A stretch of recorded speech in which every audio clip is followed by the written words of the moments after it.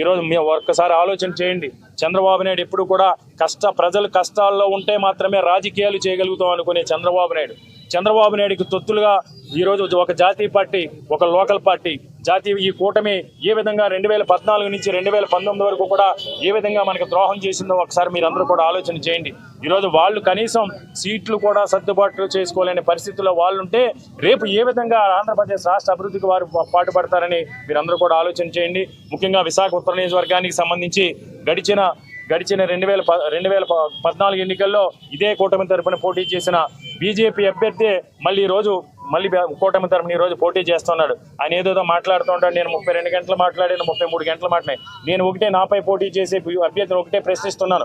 2014 నుంచి 2019 వరకు నువ్వు ఎమ్మెల్యేగా ఉన్నప్పుడు ఒక ఉపాధి కల్పించి 1 కోటి రూపాయలు పెట్టుబడినైనా విశాఖ ఉత్తర నియోజకవర్గానికి తీసుకొచ్చావా? 1 కోటి రూపాయలు కూడా బీజేపీతో మాట్లాడి పెట్టుబడులు తీసుకోలేనే నీకు జగన్మోహన్ రెడ్డి గారి పేరెత్తే కూడా అర్హత కూడా లేదని నేను ఏదైతే నాపై పోటీ చేస్తున్న బీజేపీ అభ్యర్థికి నేను ఈరోజు హెచ్చరిస్తున్నాను. ఇక గతంలో అనేక సార్లు నువ్వు చేసే ప్రతి విమర్శ పైన సరే అనేక సార్లు నేను చర్చకి రమ్మని నేను సవాల్ చేయడం జరిగింది. చర్చకి నోటికొచ్చిన విధంగా మాట్లాడటం, చర్చకి రమ్మన్నప్పుడల్లా తోక ముడుచుకుని ఇంట్లో పడుకోవడం తప్ప, నీకు విమర్శించడం తప్ప, ఆ విమర్శకు సమాధానం చెప్పే విమర్శ కోసం చర్చించే దమ్ము ధైర్యం కూడా లేదు, చెప్పే సబ్జెక్ట్ కూడా మీ దగ్గర లేదని నేను ఈరోజు చెబుతున్నాను. రాజకీయాలు ఏదో హోందాగా చేయాలి, వ్యక్తిగత దోషలకి వ్యక్తిగత దాడులు కాదు. ఈరోజు 2019 నుంచి 2024 మధ్యలో ఈ 4 సంవత్సరాల 10 నెలల కాలంలో జగన్మోహన్ రెడ్డి గారి ఆశీస్సులతో విశాఖ ఉత్తర నియోజకవర్గాల ప్రజలు కూడా ఎవరు కూడా కలగలనేటువంటి విధంగా 1450 కోట్ల రూపాయలు పెట్టుబడులు తీసుకొచ్చి ఈరోజు 15,000 నుంచి 18,000 మందికి ఉపాధి కల్పించే విధంగా ఉద్యోగ అవకాశాలు కల్పించాం. 435 కోట్ల రూపాయలతో అభివృద్ధి చేశాం. 7 హాస్పిటల్స్ నిర్మాణం చేశాం. 50 కమ్యూనిటీ హాల్స్ నిర్మాణం చేశాం. ప్రతి స్కూల్ని కూడా రెనోవేట్ చేశాం. 4 స్కూల్స్ని స్మార్ట్ సిటీ స్కూల్స్గా అభివృద్ధి చేశాం. ఈరోజు మా కార్పొరేటర్స్ కావచ్చు, మా నాయకులు కావచ్చు, ఎప్పటికప్పుడు ప్రజలకు అందుబాటులో ఉండి ప్రజా సంక్షేమమే ధ్యేయంగా ఈరోజు కులాలకు అతీతంగా, మతాలకు అతీతంగా, ఈరోజు పార్టీలకు అతీతంగా కూడా మేము సేవ చేసాం మా నాయకుని ఆదర్శంగా తీసుకుని.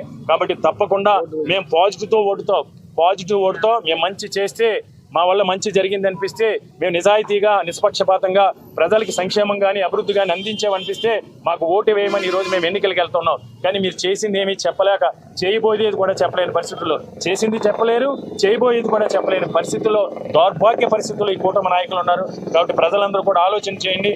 మేము మళ్ళీ మీకు మాటిస్తాం. మాకున్న ప్రతి అవకాశాన్ని కూడా, అధికారాన్ని కూడా ప్రజా ప్రయోజనం కోసం, ప్రజల శ్రేయస్సు కోసం ఇచ్చిస్తామని మేము మాటిస్తూ ఉన్నాం. మళ్ళీ చెప్తూ ఉన్నాం.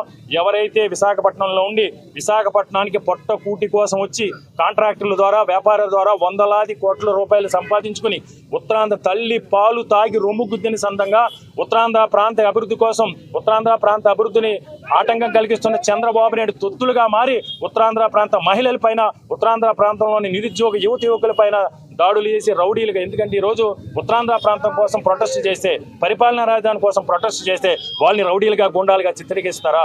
అంటే ఉత్తరాంధ్ర ప్రాంతంలో నిరుద్యోగ యువకులందరూ కూడా వారి ఉపాధి కోసం అడిగితే వారు రౌడీలుగా, గుండాలుగా మీరు కనపడుతున్నారా? ఉత్తరాంధ్ర ప్రాంతంలో ఉన్న అక్క చెల్లెములు ప్రొటెస్ట్ చేసి మా పరిపాలనా రాజధానికి, మా ప్రాంత అభివృద్ధికి మీరు న్యాయం చేయమని అడిగితే వారు తాగుబోతులుగా కనిపిస్తున్నారా? ఇది నాపై పోటీ చేసే అభ్యర్థి యొక్క విజ్ఞత, విచక్షణ కోల్పోయే రోజు అతను మాట్లాడుతున్నాడు. కాబట్టి మేము ఎప్పుడైనా సరే హోందాతో, న్యాయబద్ధంగా, ధర్మబద్ధంగా ఎలాంటి యుద్ధానికైనా మేము సిద్ధంగా ఉన్నాం.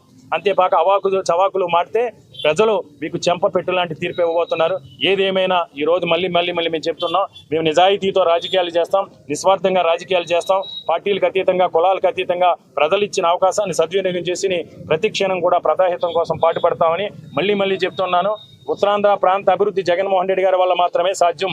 పరిపాలనా రాజధాని విషయంలో ఎవరు ఎన్ని కుట్రలు కుతంత్రాలు చేసినా పరిపాలనా రాజధాని సాధించుకునే విషయంలో మేము ఎంతటి జగన్మోహన్ రెడ్డి గారి సారథ్యంలో ఎంతటి పోరాటానికైనా మేము సిద్ధమని, ఈ ప్రాంత అభివృద్ధి జగన్మోహన్ రెడ్డి గారి వల్ల మాత్రమే సాధ్యమవుతుందని మీడియా మిత్రుల ద్వారా తెలియజేసుకుంటూ, తప్పకుండా మాది పేదరిక నిర్మూలన, ప్రతి ఒక్కరికి విద్య, ప్రతి ఒక్కరికి ఉపాధి ఉద్యోగ అవకాశాలు, ప్రతి ఒక్కరికి ఆరోగ్య ఆంధ్రప్రదేశ్ లక్ష్యం, పారిశ్రామిక అభివృద్ధినే లక్ష్యం. జగన్మోహన్ రెడ్డి గారి ఎజెండాతో మేము మళ్ళీ ముందుకెళ్ళబోతున్నాం. ఈరోజు